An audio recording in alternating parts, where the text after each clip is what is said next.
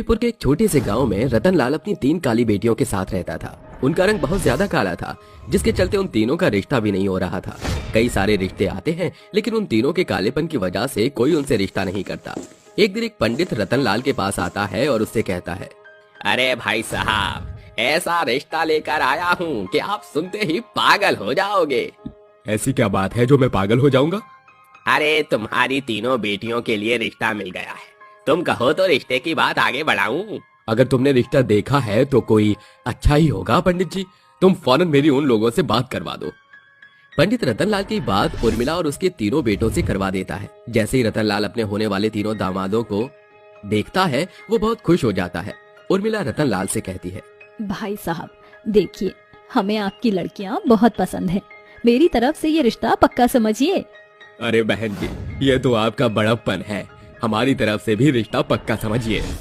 दोनों परिवार के बीच रिश्ता पक्का हो जाता है, लेकिन उर्मिला ये रिश्ता केवल दहेज के लालच में करती है, क्योंकि रतनलाल अपनी तीनों काली बेटियों को दहेज में खूब सारा पैसा और सोने के गहने देने वाला होता है। वहीं दूसरी तरफ कुछ ही दिनों में दोनों परिवारों में शादियों के फंक्शन शुरू हो जाते हैं। देखते ही देखते वो दिन भी आ जाता है जिस दिन रतनलाल अपनी तीनों बेटियों की शादी उर्मिला के बेटों से करने वाला होता है। अरे मेरी बेटियों, तुम मुझे जान से प्यारी हो। पता है, जब तुम्हारी माँ तुम तीनों से बहुत प्यार करती थी और वो तुम्हारी शादी अपनी आंखों के सामने देखना चाहती थी, लेकिन ऊपर वाले ने उसे अपने पास बुला लिया।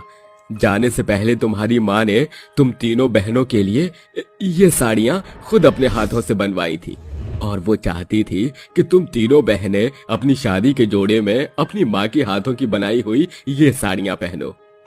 अगर ऐसी बात है तो पिताजी, मैं अपनी माँ की निशानी जरूर पहनूंगी। हाँ, हमसे बहुत ज्यादा प्यार करती थी माँ। उनकी आखिरी इच्छा को पूरा करना हमारा कर्तव्य है। इस साड़ी को पहनने के बाद मुझे ऐसा महसूस होगा जैसे मैं अपनी माँ के आंचल में हूँ। मैं यह साड़ी जरूर पहनूंगी पिताजी। कुछ ही देर में रेखा, रूपा, ममता तीनों ही अपनी माँ की बनाई हुई साड़ियाँ पहनकर मंडप में आ जाती हैं, जिसके बाद पंडित मंत्र पढ़ना शुरू करता है और वो तीनों अपनी पतियों के साथ फेरे लेने लगती हैं। लेकिन तभी अचानक से रेखा की साड़ी के पल्लू से एक रोशनी निकलती है, जिसमें कई सारे सोने के सिक्के निकलते हैं। वहीं दूसरी तरफ रूपा की साड़ी से कई सारी अलग अलग प्रकार की साड़ियाँ निकलने लगती हैं और ममता की साड़ी में से भी कई सारे अलग अलग प्रकार के पकवान निकलने लगते हैं। ये सब देखकर गांव के सभी लोग हैरान रह जाते हैं। हे भगवान, ये सब क्या हो रहा है? आखिर ये चमत्कार कैसे हुआ? लगता है ये साक्षात देवियां हैं। अपनी साड़ियों से ये जादू देखकर वो तीनों भी हैरान रह जाती हैं और डरने लगती हैं। तभी उन साड़ियों के अंदर से एक आवाज आती है, हम कोई मामूली साड़ियाँ नहीं है, हम जादुई साड़ियाँ हैं। तुम्हारी माँ ने इन साड़ियों को तुम्हारे लिए बनाया था, लेकिन जिस रेशमी धागे से उन्होंने साड़ी के ऊपर कढ़ाई की थी वह जादुई धागा था, जिसके चलते यह साड़ियाँ भी जादुई साड़ियाँ बन गई हैं। जो भी हमारा इस्तेमाल करता है हम उसकी मदद करते हैं। आज के बाद तुम जब भी हमसे कुछ मांगोगी तो हम तुम्हारी मदद जरूर करेंगे। ये सुनकर वो तीनों बहुत ज्यादा खुश हो जाती हैं, जिसके बाद उर्मिला अपनी तीनों बहुओं को अपने साथ अपने घर ले आती है। अरे बहू, तुम तीनों की यह जादुई साड़ियाँ बहुत ज्यादा कीमती हैं। एक काम करो, इसे उतार कर मुझे दे दो, मैं इन्हें अच्छे से संभाल कर रख दूंगी। नहीं माँ जी, ये हमारी माँ की आखिरी निशानी है, मैं इसे आपको नहीं दे सकती।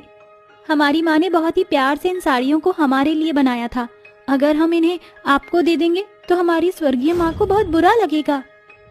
अपनी तीनों बहुओं की ये बात सुनकर उर्मिला अपना मुंह चढ़ा लेती है, जिसके बाद उसके तीनों बेटे अपनी अपनी पत्नियों को अपने कमरे में ले जाते हैं। लेकिन उर्मिला के मन में साड़ियों को लेकर लालच आ जाता है। उर्मिला अपने कमरे में जाती है और अपने आप से कहती है, अगर एक बार मुझे इन तीनों की यह जादुई साड़ियाँ मिल जाएं, तो मेरे जितना अमीर इस दुनिया में और कोई नहीं होगा। उर्मिला रोजाना किसी तरह रूपा, रेखा और ममता से उनकी साड़ी मांगने की कोशिश करती है, लेकिन वो तीनों उर्मिला को साड़ियाँ छूने भी नहीं देती, जिसके चलते अब उर्मिला अपनी तीनों बहुओं के ऊपर अत्याचार करने लगती है। ये सब क्या है? इतनी गंदगी! अरे इतनी गंदगी तो मेरे घर में पहले कभी नहीं थी। जब से तुम तीनों आई हो घर में सफाई ही नहीं रहती।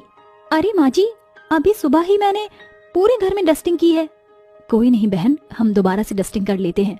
ये मेरा घर है, तुम्हारे बाप की धर्मशाला नहीं। यहाँ जो होगा वो सब मेरी मर्जी से होगा। कान खोल कर सुन लो, मुझे घर में थोड़ी भी गंदगी पसंद नहीं। अगर दोबारा गंदगी नजर आई तो मुझसे बुरा कोई नहीं होगा।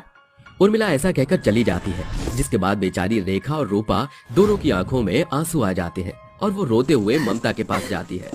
आखिर माँ जी को ऐसा क्या हुआ है जो वह हमारे साथ ऐसा बर्ताव कर रही हैं? लगता है उम्र की वजह से माँ जी की बुद्धि भ्रष्ट होती जा रही है। और ये बस करो, नहीं तो माँ जी आ जाएंगे और फिर से डांटेंगी। उर्मिला के आने के खौफ से वो तीनों झटपट सारे काम कर लेती हैं, जिसके बाद उर्मिला को फिर भी चैन नहीं मिलता और वो बिना वजह ही अपनी तीनों बहुओं को उल्टा सीधा सुनाने लगती है।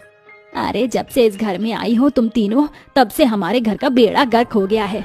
मैं तो कहती हूँ यहाँ से निकल जाओ और दोबारा लौट कर कभी मत आना। एक तो इतनी काली हो, ऊपर से मेरे इतने सुंदर बेटों से मैंने तुम्हारी शादी करवा दी, उसके बाद भी मुझे कुछ हासिल नहीं हुआ।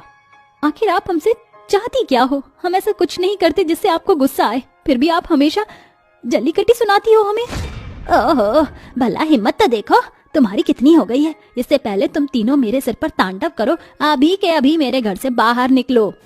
उर्मिला अपनी तीनों बहुओं को धक्के मार कर घर से बाहर निकाल देती है, जिसके बाद उसकी तीनों बहू रोते हुए सड़क के किनारे पर चलने लगती हैं। माँ जी ने हमारे साथ ऐसा क्यों किया? आखिर हमारी गलती क्या थी? अब तो हमारे पास हमारी शादी के जोड़े के अलावा और कुछ भी नहीं है। ये जादुई जोड़े आज हमारे बुरे वक्त में हमारा साथ दे सकते हैं। चलो इन्हें पहनते हैं। एक एक करके वो तीनों अपनी जादुई साड़ियां पहन लेती है, जिसके बाद रेखा की साड़ी के पल्लू से सोने के सिक्के निकलने लगते हैं, तो दूसरी तरफ रूपा की साड़ी के अंदर से कई सारी अलग अलग डिजाइन की साड़ियां निकलने लगती हैं। वहीं तीसरी तरफ ममता की साड़ी के पल्लू से खूब सारा खाना निकलने लगता है। वो तीनों सोना ले जाकर सुनार को दे देती हैं और उसके बदले सुनार से पैसे ले लेती हैं, जिसके बाद वो तीनों अपने लिए घर खरीदती हैं और उसमें रहने लगती हैं। वहीं दूसरी तरफ वो तीनों इतना सारा खाना गरीबों में बांट देती हैं और अपनी खुद की एक साड़ियों की दुकान खोलती हैं।